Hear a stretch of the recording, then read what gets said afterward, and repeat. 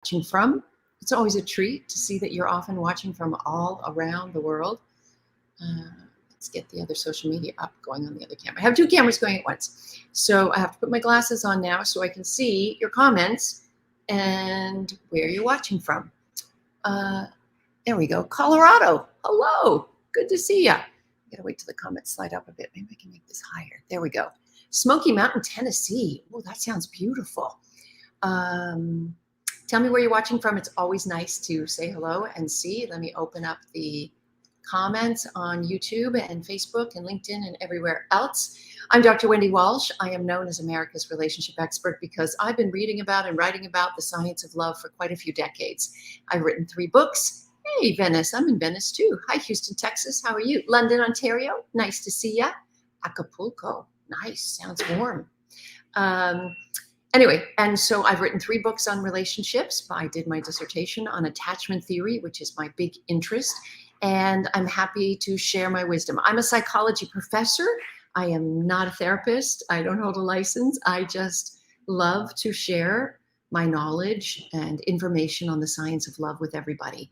So thank you, Margaret, for your kind words. This is called straight out of the shower and into bed and no time to do my hair. If you have a question about a relationship that you're in or somebody else is in, I would be happy to answer it.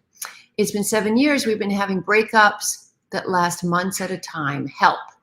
Well, it sounds like the 2 of you need to learn some good conflict resolution skills, because if you keep having breakups, it means that you're avoiding the conflict, right? The only way of dealing with the conflict is to separate by at least one of you, maybe not, maybe even both of you. And so I highly suggest that the next time you get back together, you go to a couples therapist and learn some really good conflict resolution skills. My sweetie has tea for me. Isn't that nice? Julio, how nice. Do you want to say hello to TikTok and the rest of the world? No, he does not. But he's bringing me a cup of tea, which is super sweet. We flew back to LA from Miami just now, literally just now. And so I came rushing in to get set up and hadn't eaten, and he's making me a cup of tea. Mike, thank you for your compliment on the color of my blouse. Hello, everybody down there. I see Danny, Lorenzo, Mike, Margaret on YouTube and Facebook. And I know, wasn't it nice of Julio to bring me my tea? Okay, so any more relationship questions? Basically, you got to learn some conflict resolution skills. Otherwise, you're going to continue to just break up, get back together, break up, get together. Because the breaking up is you just one of you trying to create space because you don't know how to deal with the conflict. So any more questions? If people are okay with taking pictures in the bedroom, do you feel that's healthy? Okay, so my feeling is this. We're in a digital world.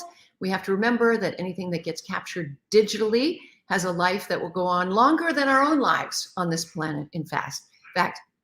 And at the time you share pictures or take pictures with both people's consent, when everything is happy, there are no problems. This can be very healthy. The problem is what happens when you break up.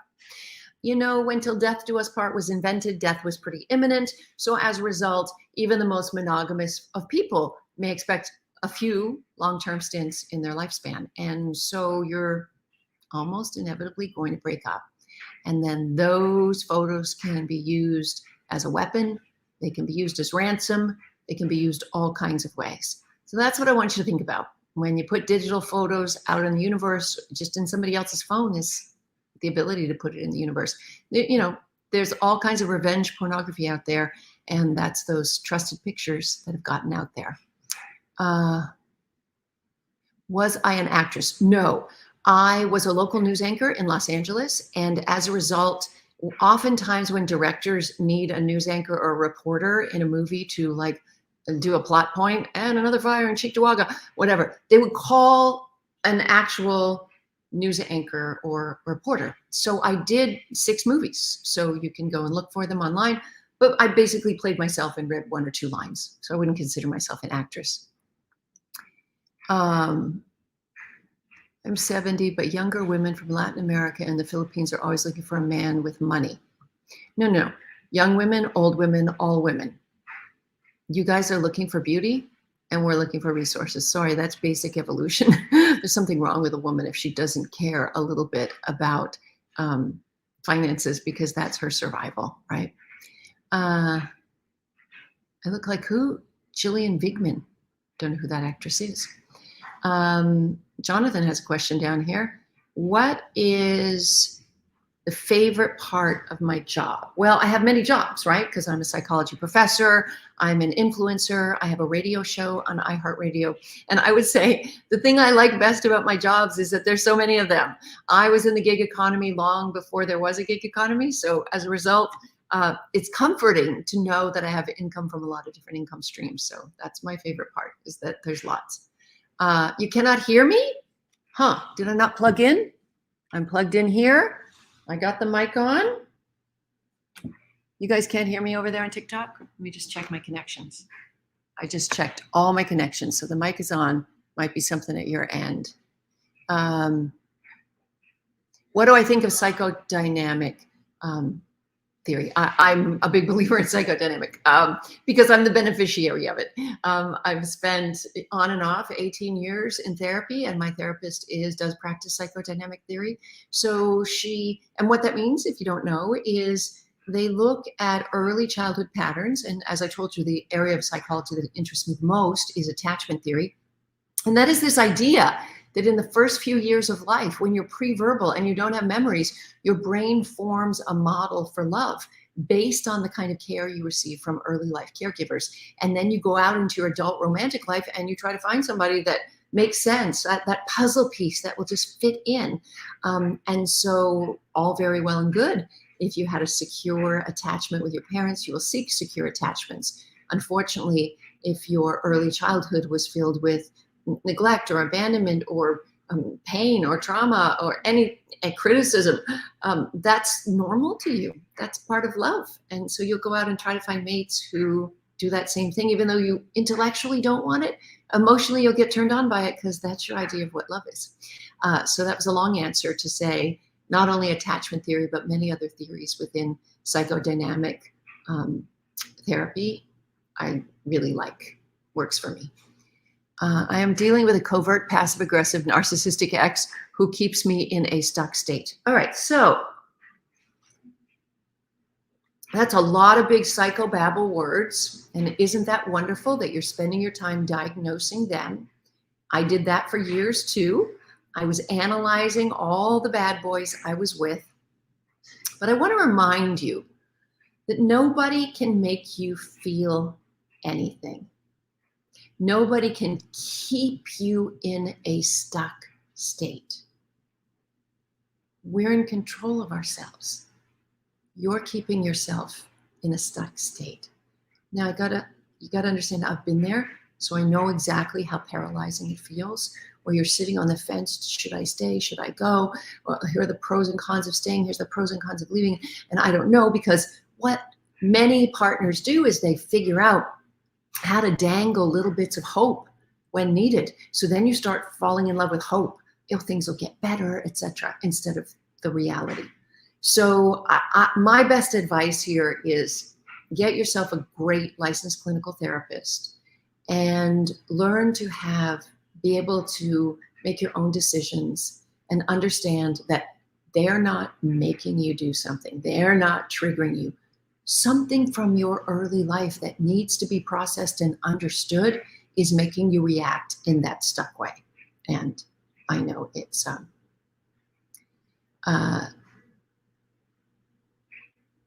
Lorenzo has a question. A statement. Shakespeare described actors by saying we're all actors. Well, the truth is every single human has a range of performance personalities. And depending on what culture you're from, in modern American culture or most Western cultures, there is a preference on being authentic, right? We want people to be exactly the same across many relationships. Then they feel real and they feel authentic. Well, there are other cultures, some Eastern cultures, where that would be crazy. There are certain ways to behave with one person and certain secrets you would hold and only share those with other people, and display certain kinds of intimacy or connection with only some. So yeah, we all act. We all have performance personalities. Every relationship we have, friendship, business relationship, romantic relationship, enlivens a piece of our personality that's there anyway. Jonathan asks, how can we follow you on Instagram? It's pretty easy. You open up the Instagram app and you search Dr. Wendy Walsh and you hit follow. It's great. Yes, I hate the word narcissist too. It's being way overused. Just because somebody exhibits a selfish tendency, just because somebody isn't very empathetic or compassionate, just because somebody seems to be, have a big, bold performance personality, does not mean that they qualify as having a diagnosis of a narcissistic personality disorder, right? We're just throwing it around as a label, and it is overused. It is overused. All these good questions. Mike says, how do we listen to you on the show after this show? So letting everybody know, I do this for only 15 minutes every Wednesday, and then I head over to my private Zoom room on Patreon. You can go to patreon.com/Dr. Wendy Walsh and join that Zoom room there. Also, if you're asking about my radio show on iHeartRadio, you can download the iHeartRadio app. That's the letter I, the word heart, H-E-A-R-T, radio app. And I am live on KFI AM 640 every Sunday from 4 to 7 p.m. Now, if you missed the show or you want to go back, miss part of it, whatever, it goes up on the iHeartRadio app. So you can go and listen to lots of past shows even if you miss them. So long answer for a short question. Another question. Okay, so this is a psychologist looking for other career options besides clinical work. And I should tell you that I began my career working in a private practice, and I found it very difficult for me for a number of reasons. One, I had small children at the time. And as you know, us wounded healers, as great empathetic people, when we're in a room all day with different patients, our bodies almost carry their trauma with us when we leave. And then I had to go home to needy 2-year-olds and 4-year-olds and mommy. And it was just overwhelming. And also as an extrovert, I practiced psychodynamic psychotherapy, and it was hard for me to keep my mouth shut. I wanted to say, you know what you should do? And so I realized that my communication skills are best used in education. So my answer to you is, what are your options? Your options are working in education, working as an influencer, working in media in any way. Psychologists, I'm trying to think, where else are they used in support settings? A lot of psychologists are used in addiction treatment centers, and that can sometimes be part-time. You just have a shift, and the people that are there you work with. I'm trying to think what else. Write some books, do media. Just became a top 1 viewer. That's cool. Thank you. Oh, good. Yes. I've been teaching at California State University for 8 years as an adjunct. I usually teach 2 classes per semester, and that's perfect for me. I teach developmental psychology, I teach health psychology, and I teach intro to psychology. So every semester it's a little different. But I love being in the classroom, and I love being with my students. So, oh yes, Jeff Flowers also mentioned industrial organizational psychology, which is a big area right now. I'm going into workplaces and helping them with productivity. Yeah, very, very popular. Okay, am I a life coach? No, I mean, on Patreon, I'm happy to share my life wisdom and give a little bit of advice. I certainly don't practice therapy there. If you join my Patreon community, though, we do a drawing once a week for a 20-minute phone call with me, but it's, like a friend giving advice to a friend. And I'm happy to help in any way. I know how to work those dating apps. I know how to write a profile.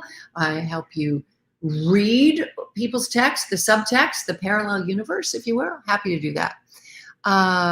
Thank you for your compliments up there. That's very nice. Oh, Robert, thank you for I'm going to put your compliment up there because why not? That's very sweet of you. I read the science of love and interpersonal relationships every day of my life, and I keep finding new stuff. God, everybody knows this. That's why I continue to make videos. And as you know, some of my videos are filled with scientific data. Some are light and fun, how to behave in relationships. TikTok videos, whatever. But I kind of try to make it as much edutainment as I possibly can. Okay, so yes, you remember me from the television show The Doctor. So I had so for those wanting to know, because you seem to be asking a lot of questions of my career instead of your relationships tonight, but so I began my career as a journalist. My first degree is in journalism. I was a writer, and I wrote a lot of health, actually, and medical stuff. It was so fascinating to me. And then I moved from Canada, from Toronto to Los Angeles. And everywhere I went trying to be a writer, people kept saying, you don't have the face for print. You got to do TV. So I ended up becoming a local news anchor here in Los Angeles. And then eventually doing things like hosting national shows. Like I was a network correspondent for NBC for a while. I hosted an entertainment news magazine called Extra. Later in my career, well, I settled down in my early 30s to have babies. And while I was breastfeeding, I took advantage of that big boost in neuroplasticity that follows childbirth. And I went back to graduate school. And that's when I got a master's and PhD in clinical psychology. And then Dr. Phil hired me to be on The Doctor. So we were nominated for an Emmy that year. So it was very exciting. And then I've been like what do you call it? Not a pundit, like just an expert on television shows, CNN, Fox, whatever, for many, many years, because I know how to do TV, because that was my first career. But I live a long life, and I keep changing and growing, and that's what's fun. Okay, thank you. It is fun. I mean, I like this stage that I'm at now, because, it's like one day I do radio, one day I teach, one day I'm doing all these live streams, and in between I'm having fun dabbling in a little bit of real estate and Airbnb and decorating, that stuff. So I do have a balanced life. But, for 18 years, I was a single mother, and my whole focus was getting those kids healthfully up and out of the nest. So if you've watched some of my recent videos on Instagram or TikTok, I recently got an empty nest about 8 weeks ago, and it's been fun. And I also used the dating apps and took my own advice and went on the dating apps 2.5 years ago and found a fabulous I call it my kick-ass retirement relationship, except nobody's retiring yet. And so it's wonderful to have a real secure connection with a peer. And my kids are now age 19 and 24. And it's wonderful to have a great relationship with young adult kids too. And then they're all my students at school. Anyway, enough about me. If you want to come over and join my Patreon, you certainly can. My Patreon community is located at patreon.com/Dr. Wendy Walsh. We do every Wednesday night Zoom rooms that people come into, and it's wonderful to have you on and chat. Otherwise, listen to my radio show every Sunday. You can, if you're not in LA, if you're in LA, listen on KFI AM 640 Los Angeles. We are the most listened to talk radio station in the country, because in Southern California, we're still in our cars. Or you can download the iHeartRadio app and listen to it anytime. We are live on Sundays between 4 and 7 p.m. Okay, I love you all. It's been a blast. I'm heading over to my Patreon Zoom room now. Good to see you. See you next Wednesday. Bye. And this broadcast